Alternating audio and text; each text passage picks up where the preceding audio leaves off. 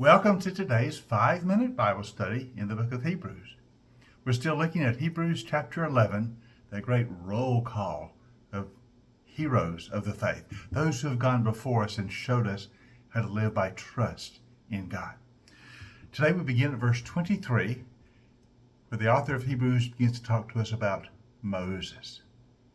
And it covers the story of Moses in verses 23 through 29. It reads as this. Now by faith, Moses' parents hid him for 3 months after he was born, because they saw he was no ordinary child, and they were not afraid of the king's edict. By faith, Moses, when he had grown up, he refused to be known as the son of Pharaoh's daughter. He chose to be mistreated along with the people of God rather than to enjoy the fleeting pleasure of sin.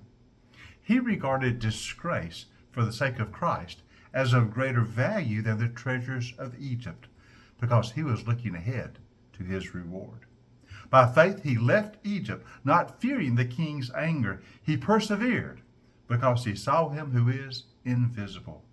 By faith he kept the Passover and the application of blood, so that the destroyer of the firstborn would not touch the firstborn of Israel. By faith the people passed through the Red Sea as on dry land. But when the Egyptians tried to do so, they were drowned. So these few verses, the author gives us a kind of a brief summary of the life of Moses and the incredible faith he demonstrated as God used him to bring about the great deliverance of the people from Egypt. Now, in yesterday's session, we looked at Joseph and we talked about how the people had come down to sojourn in Egypt for a time. But we know eventually the Egyptians enslaved them, put them in bondage, put them to hard labor. But God had not forgotten his people. And he was going to use Moses to deliver them from slavery and to return them to the promised land. Now, the story of Moses begins, as the author of Hebrews describes, with the parents of Moses, who hid him for the first 3 months. Now, of course, if you go back to the book of Exodus, chapters 1 and 2, you remember that the Egyptian Pharaoh at that time had ordered that all Hebrew male children be murdered, be killed when they were born. He did this because the Egyptians were growing afraid of the Israelites. Even though they were slaves, they were multiplying in numbers, and the Egyptians began to fear their numbers. And so they decided to adopt this horrible policy of mass murder, of destroying the male babies that were born. But the parents of Moses knew their child was special, and they protected him. They hid him for 3 months because they saw that God was greater than Pharaoh. And they knew that one day God would somehow use their child.